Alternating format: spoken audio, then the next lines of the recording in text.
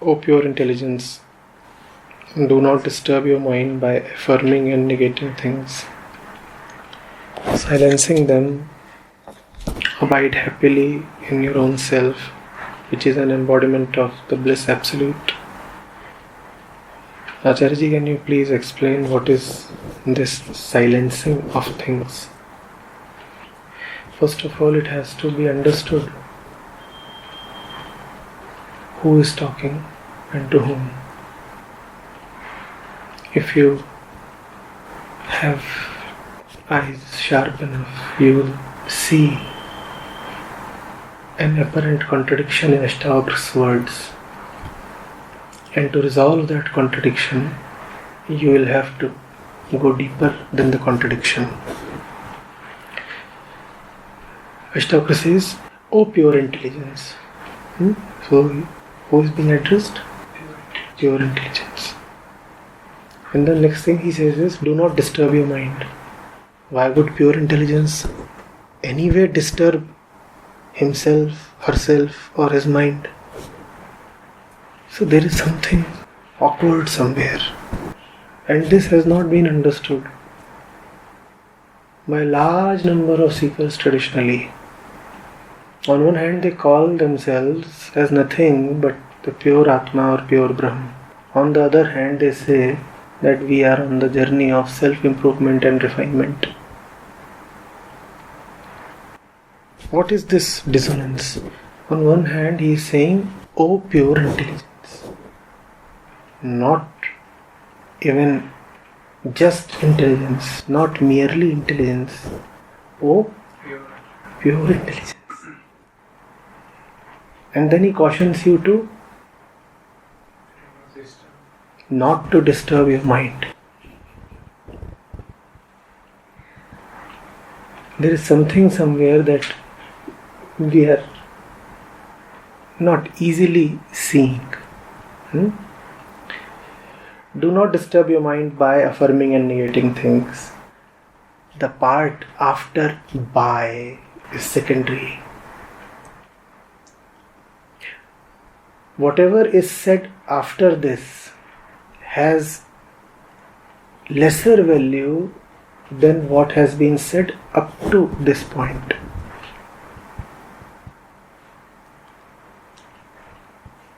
So Ashtavakra is saying you are two.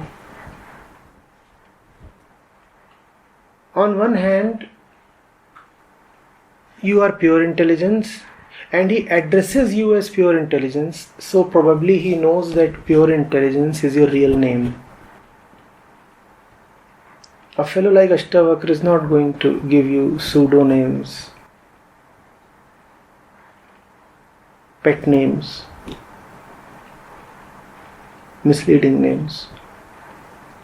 He addresses you as pure intelligence. So he knows that your real name is pure intelligence. Pai.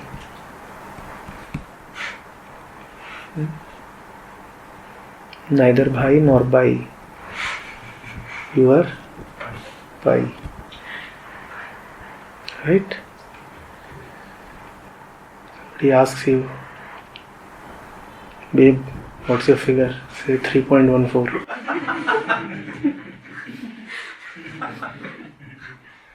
For I am pi.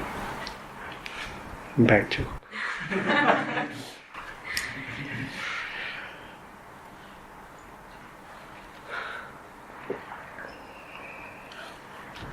So pure intelligence. And then here he is warning. Do not disturb your mind. Which means that man is a strange creature. He really is pure intelligence. And what is the proof of that?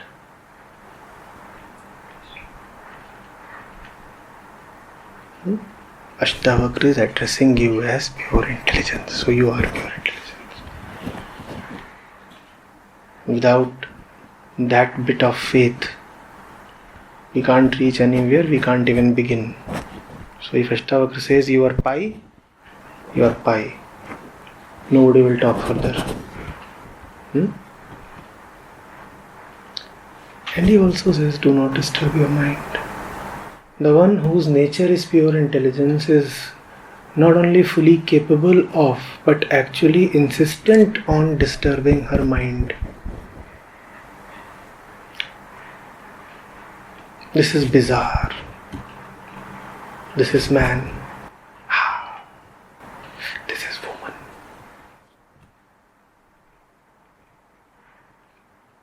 woman.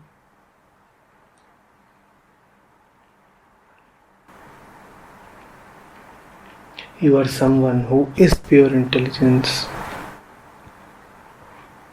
but is most of the times seen as behaving otherwise.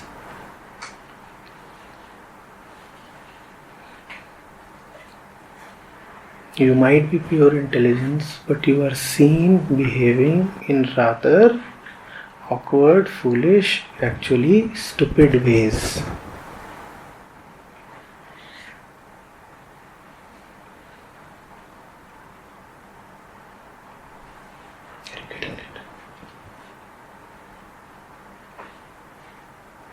How do you know that a way is stupid? Look at it and you will know.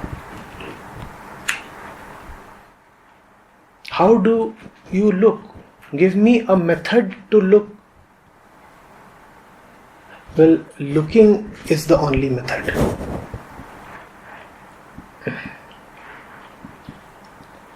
Sorry for the disappointment.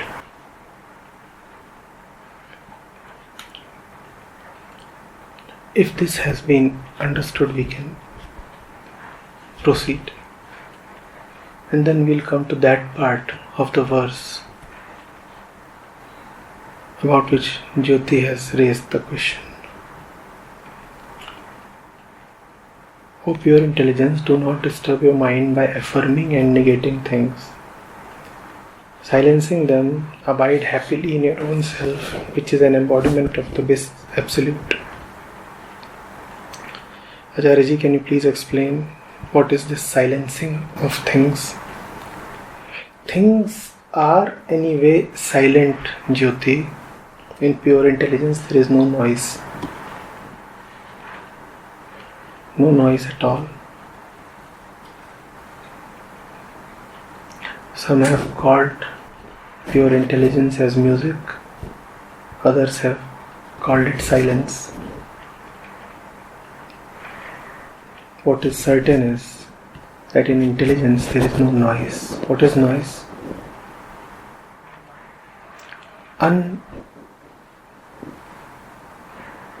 Unwanted, chaotic, sensory perception is noise. Noise could be oral, visual, or purely mental. Noise could be oral, visual, purely mental.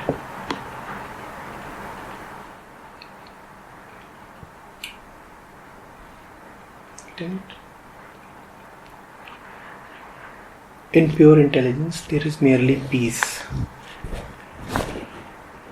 Noise is not conducive to peace. Noise by definition is that which shrouds peace, tries to interrupt peace. You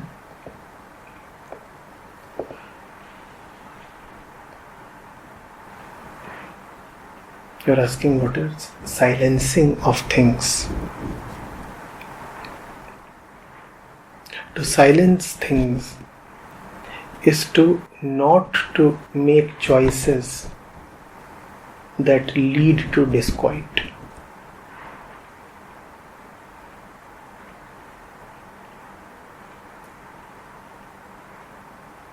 I often say, make a good choice. I often say, make a choice that leads to peace. That is a good advice, but not exact. Peace need not be a choice, because peace is the default state anyway. If you choose nothing, you have already chosen peace. Peace is the default state. So if you choose nothing, you have already chosen peace. You just have to be cautious of your choices. You just have to see what are you continuously choosing. Choose nothing and you have already chosen silence. It is so very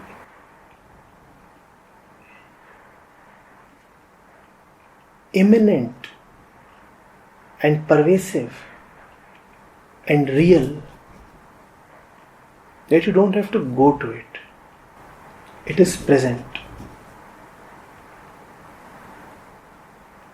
When you sleep, you don't choose silence or peace.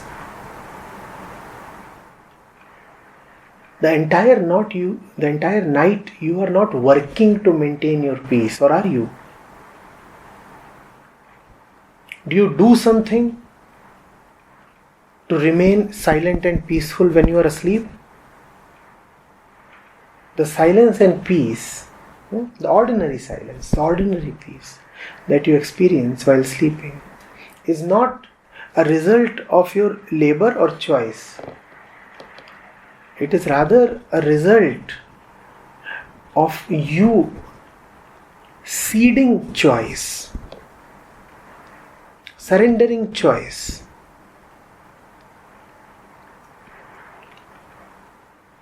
So when Ashtavakra says silence things, what he actually is saying is, do not side with noise. Silence has life. Silence has continuity. Silence has a certain immortality.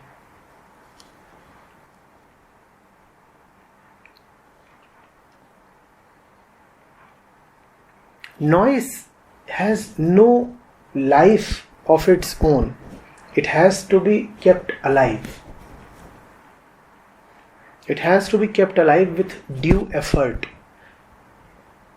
That effort is absent when you are sleeping and therefore you are peaceful. What brings you peace and silence when you are sleeping? The fact that you become incapable of disturbing yourself. Tell me, what if you had retained consciousness and the power to choose and the power to decide and all your freedoms and liberties, even when you were sleeping? What would have happened?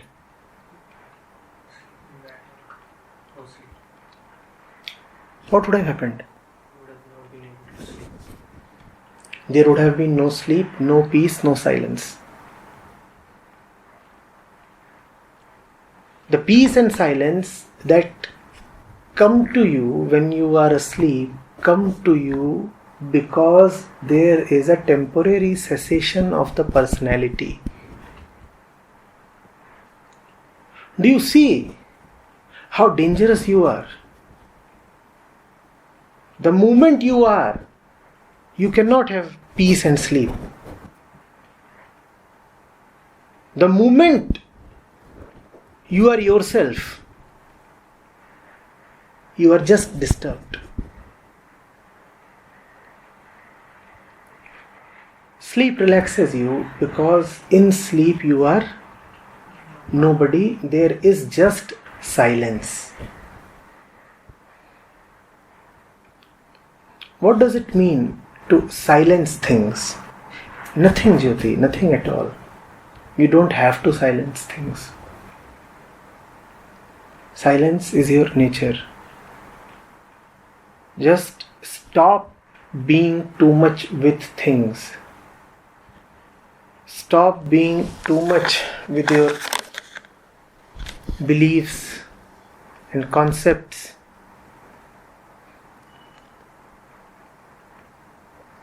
And the waves of the egoistic self that keep arising from somewhere deep in the psychosomatic system. Have you not experienced this? From some point,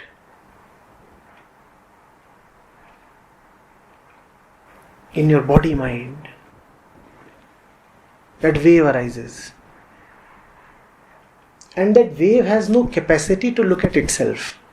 It's a blind wave, but a powerful one. That wave is characterized by a total incapacity to know its origin.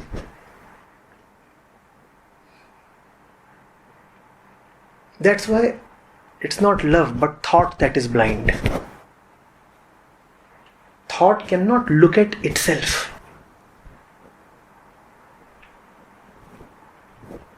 When that wave of thought or emotion arises, does it know from where it is arising? But it's powerful. It carries you away. You who are prepared to be carried away. You who must be carried away. Either by this or by that. Something will carry you away. You have to decide who it would be.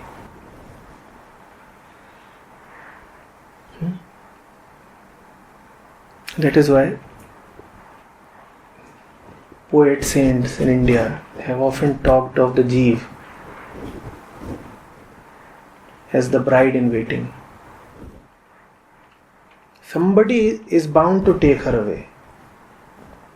The question is, who would it be?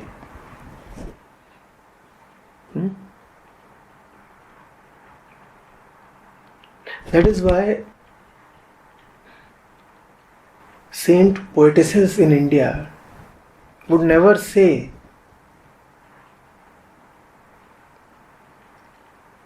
that they are bachelorettes or virgins.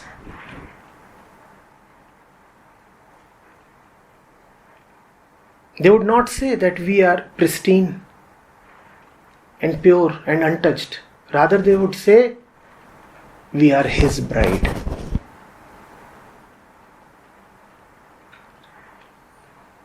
The East has known a secret.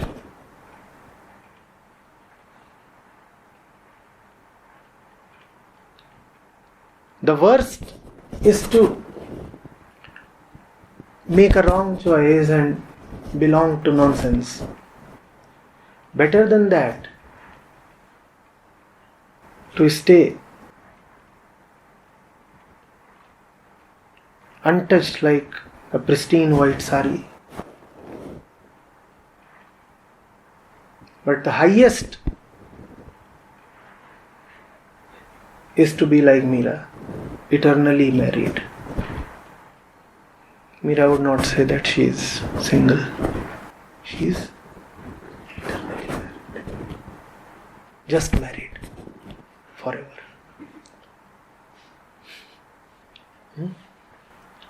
It is impossible for you to not to belong. Belong you would. Just see to whom. Over that you have some choice, some jurisdiction. And what is the best choice? To not to have a choice, because the moment you will exercise a choice, it would be a bad choice. What then is surrender? To not to exercise choice and to let the one, have choice over you. Shouldn't you ask? If we don't choose, how do we get married? If we don't choose, how do we get the right one? Isn't there a threat that we would go single all our life? After all, Acharya ji, you are telling us not to make the wrong choice, and the right choice cannot be made. You are saying don't make the wrong choice, and the right choice you cannot make. Basically, you are saying don't take what the world serves you, and neither should you try to prepare a serving for yourself. Yes, that's what I am saying. And that's why the real thing is so very nasty.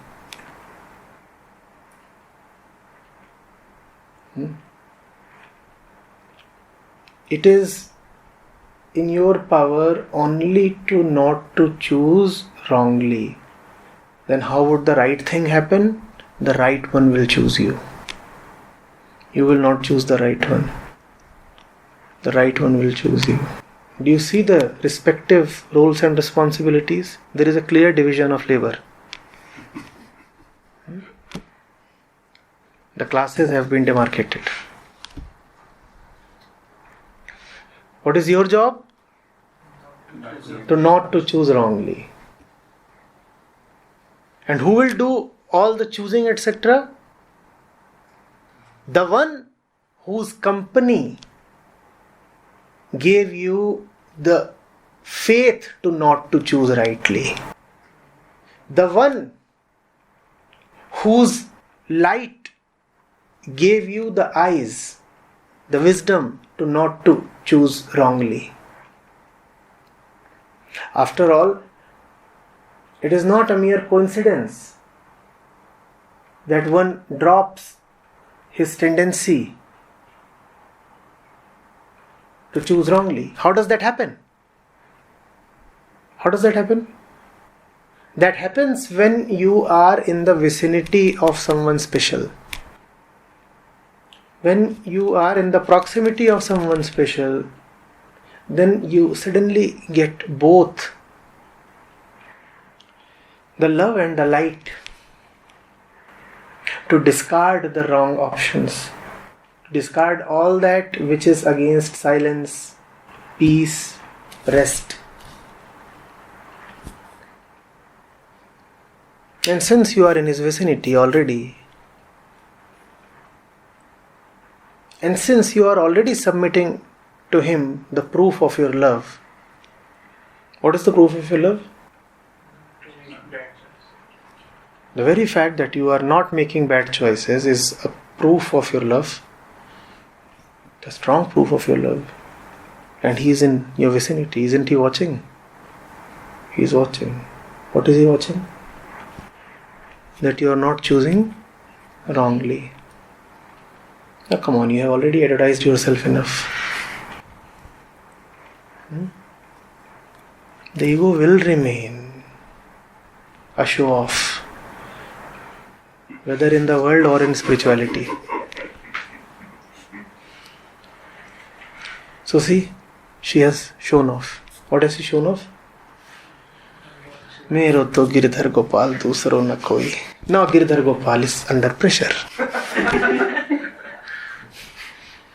After all, she has refused all the wrong ones.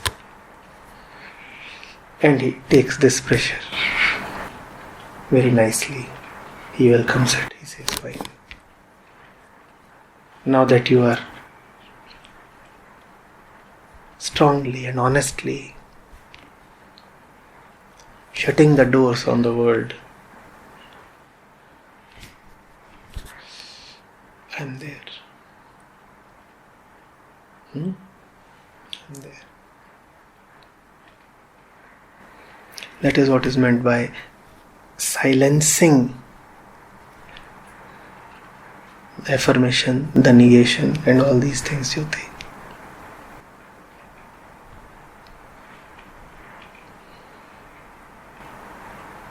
Nothing happens to you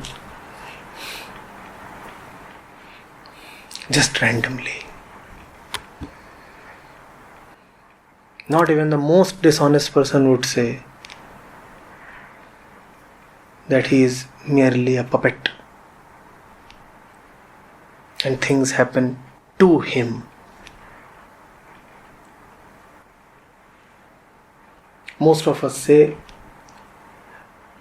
our action was a result of some trigger, some stimulus, and our consequent reaction.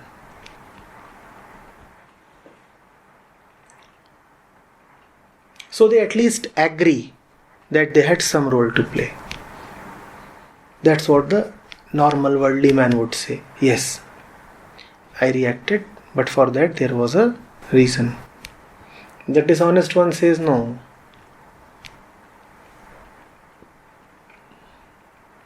My reaction is predestined.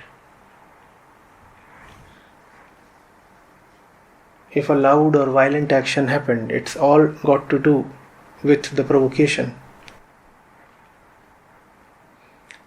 The wise man fully well knows that deeply, ultimately, he is the one who makes a choice. And if he is not yet making a choice, the choice can be made, potentially be made. That's the fun of living, right? Not to let things happen to you.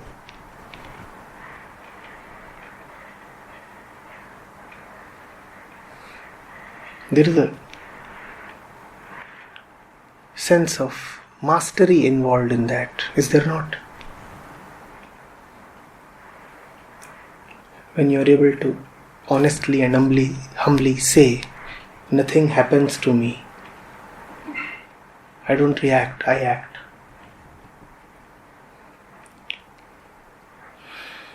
I know, I realize, and from that realization, my action sprouts.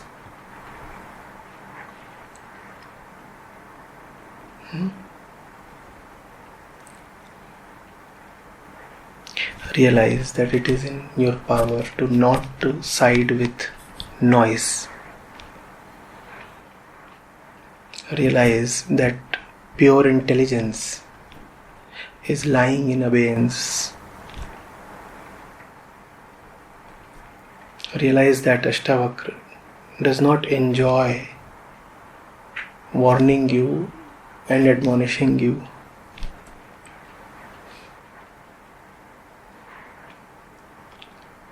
A fitting tribute to Ashtavakra would be to, as a disciple, come to a point where he doesn't have to say so much to you. He looks at you and just exclaims, "Oh, pure intelligence," and the verse is complete. This long tail is unnecessary. What is the head? Oh, pure intelligence. And then there is such a long tail, which is totally unnecessary. But it is needed. Because if he just addresses you as pure intelligence, he is then not acknowledging the fact of your being. The fact of your being is that you are too prone to disturb yourself. Where there is no disturbance possible, even from there, you magically conjure some disturbance.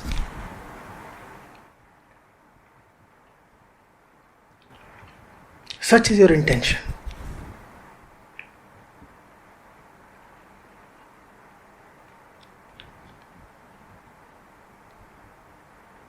And you would not even say that just because I want to get disturbed, so I'm inventing disturbance. You will come up with some kind of a logic or reason or argument or proof. Aesop told a story. So there was this wolf and the lamb.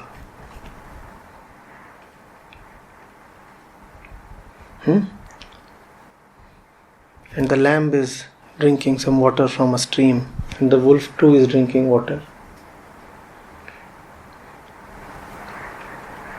And the wolf looks at the lamb, and he has some genuine reasons to feel offended. What does the wolf tell the lamb? You lamb, how dare you send me used water?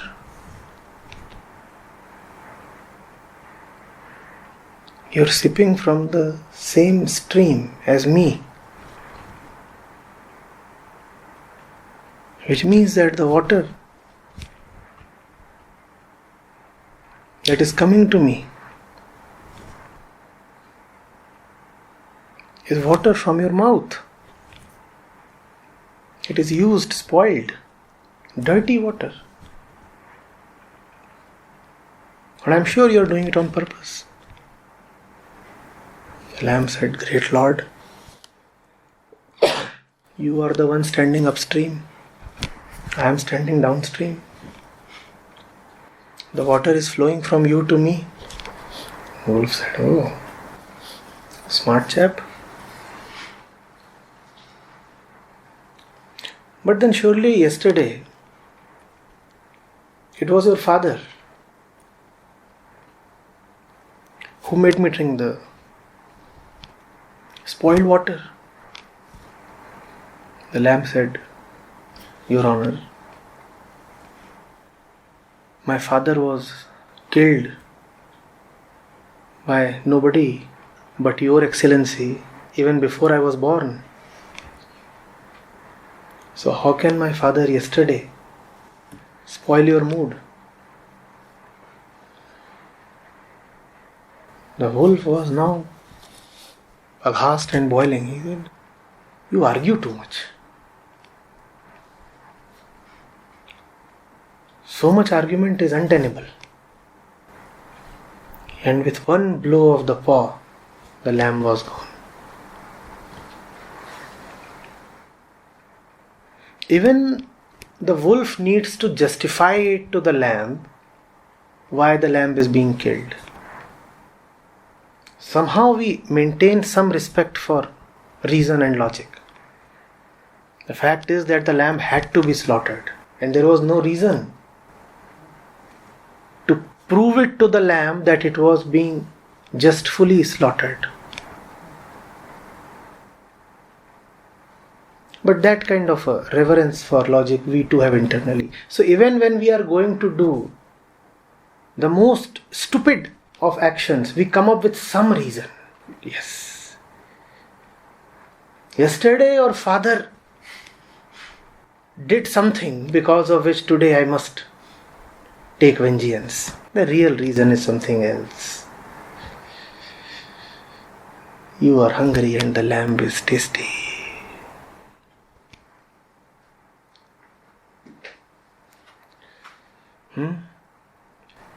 It's a thing of the flesh and the body. Please see that, honestly admit that.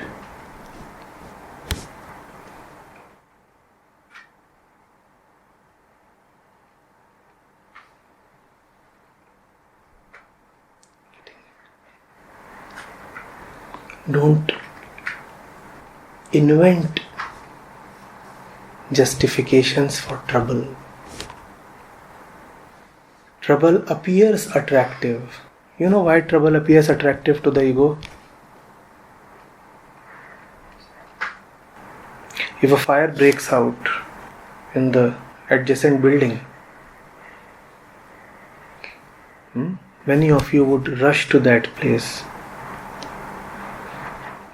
The ego is so much in need of fulfillment, love,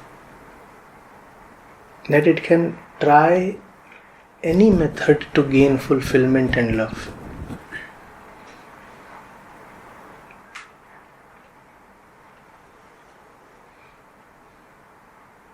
It can even burn down its own house so that it gets some attention, so that people come to it, so that the firefighters come to it. This tells us of two things. One, the ego on one hand is evil, on the other hand it is very cute. Cute because all the evil is for the sake of fulfillment.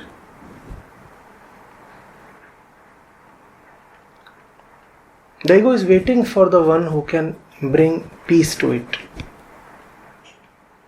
But it does not know the direct way, or let's say it's too scared to use the direct way. So it uses all the oblique methods.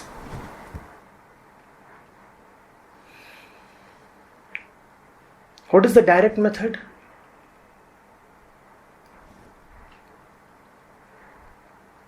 To go to the temple. Go to the temple and meet Ram there. What is the indirect method? Degrade yourself.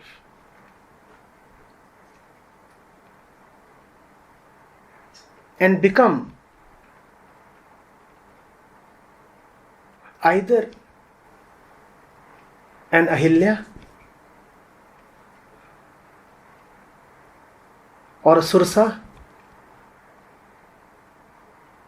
or a Shupnakha or a Ravan. The direct method is the method of Lal Ded and Meera. I want him, I go to him. How convoluted is that? I want him, I go to him. I want him, I call him. This is the direct method. This is for the one who is simple and innocent of mind. This is the method of silence. This is the path of direct silence. I want silence, I go to silence directly. Then there is the crooked path. The crooked path is the path of the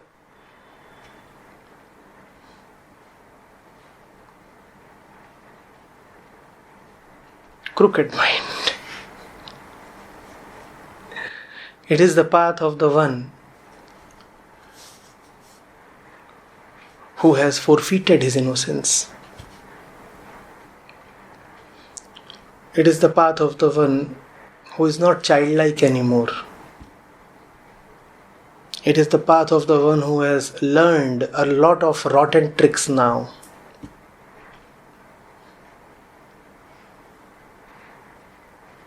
It is the path of the one who has been made a fool of by the world, by all the conditioning that the world foists upon you, and obviously the conditioning that comes with the body.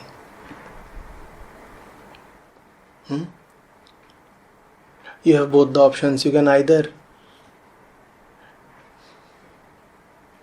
get angry over this person, or you may even sympathize with this person. That is why the saints are often in a quandary. That day you all were singing, Dar lage aur hasi aave, ajab zamana aaya re. That's how a Kabir feels when he looks at you. On one hand, you look so terrible, dar lage, you are dangerous. On the other hand,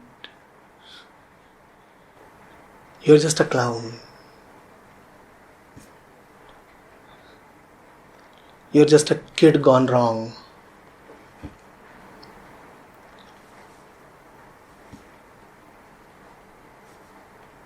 You are just a kid playing Kumbhkaran in the Ram Leela. So hasi aave. You are wearing evil beyond your size. You can't even carry that evil properly. You are trying your hardest to be evil, but your problem is that you are not succeeding even in your evil designs.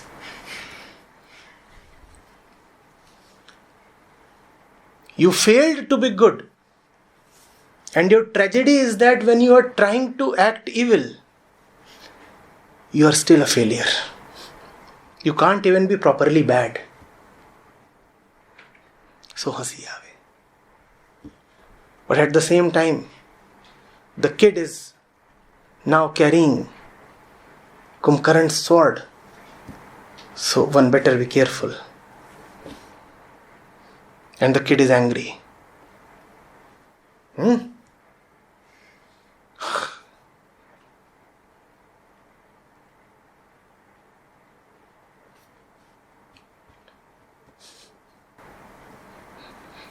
I will chop you down into so many pieces. You will pass your arithmetic paper just counting the pieces.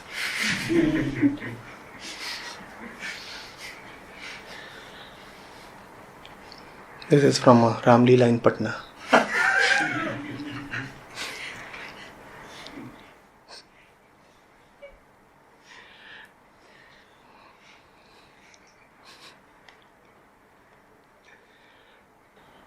What is man? A tragicomedy. What to do with you?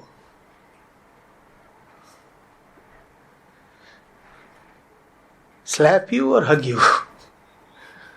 Even God is divided. Those who could see this, they talked of Vishisht Advaitvad. They said it is not true that the universe is purely non-dual. Look at mind. Look at man's mind. It is impossible that nothing but non-duality, Advait reigns. So they said qualified non-dualism. They said it is conditional. A little caveat has to be inserted somewhere.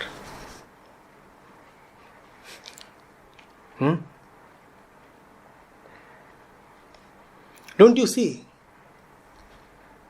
It is difficult for God to make up his mind. If you are evil, sometimes he corrects you, at other times he punishes you, and he himself does not know where to draw the line.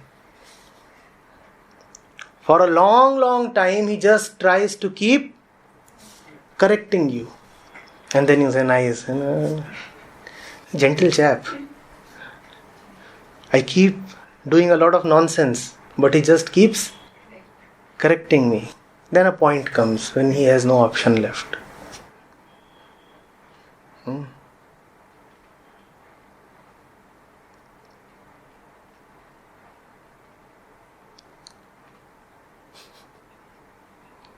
Look at Ashtavakra, same thing. Oh, pure intelligence, do not disturb yourself. What do you think? This is non-dualism? Come on.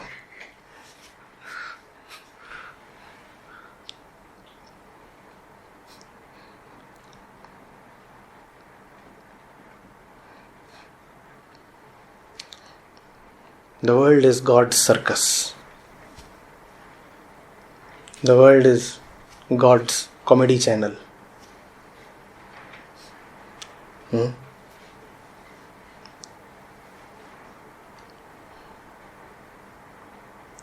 would be knowing how difficult it is to remain a witness. Watching all that he does, it would be incredibly difficult to Just be a detached, dispassionate watcher.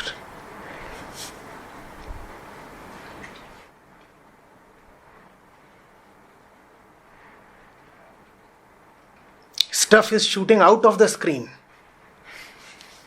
The characters on the screen are flinging stuff at the watcher and testing his dispassion. Watching the TV screen and a rotten egg emerges from there. Remain the watcher if you can.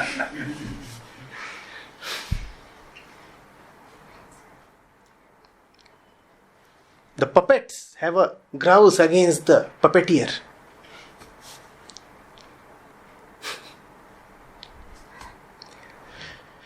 Don't be a participant in this nonsense, Jyoti. Or be if you want to. Anyway, it does not matter.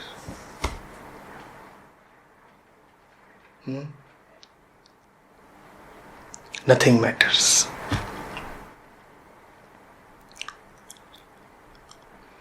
As long as things matter terribly much to you, do what you want to.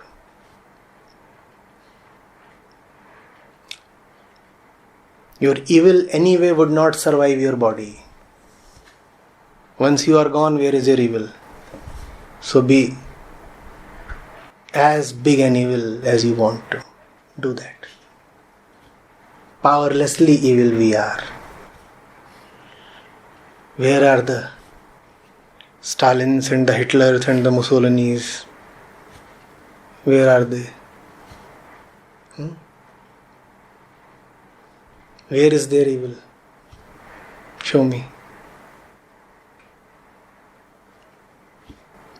Evil failed. Goodness also fails. What remains? What's the point finding out? That will disturb you even more.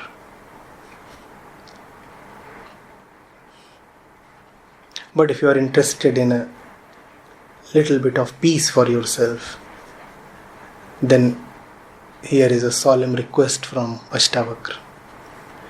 Kindly do not give power to your so-called internal nonsense. All the saints, seers are standing in front of you with folded hands. They are touching your feet. And they all have just one request to make. Kindly do not give power to your nonsense. You are capable of doing much better, O pure intelligence.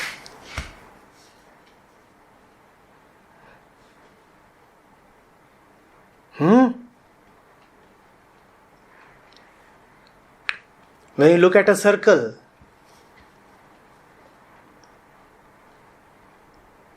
when you look at curvaceous shapes, you could either say 36, 24, 36, or you could simply say 3.14.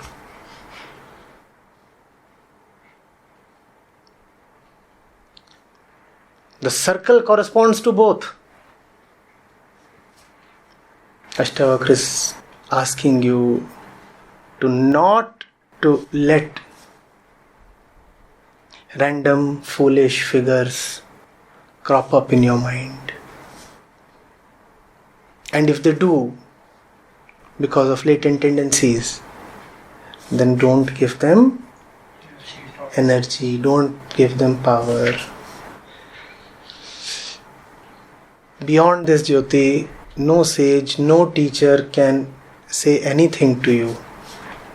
The teaching stops here. Beyond this, he is powerless. He stands in front of you with folded hands. I said he is prepared to touch your feet. He can only make a request. Kindly do not drown yourself in the gutter of your internal being. Inside you is a big gutter. Do not get drowned in it.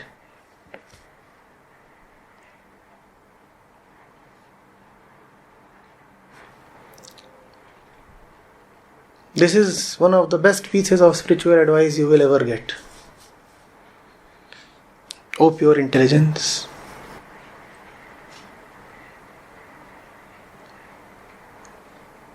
Inside you is a big gutter. Spirituality is to not to get drowned in it.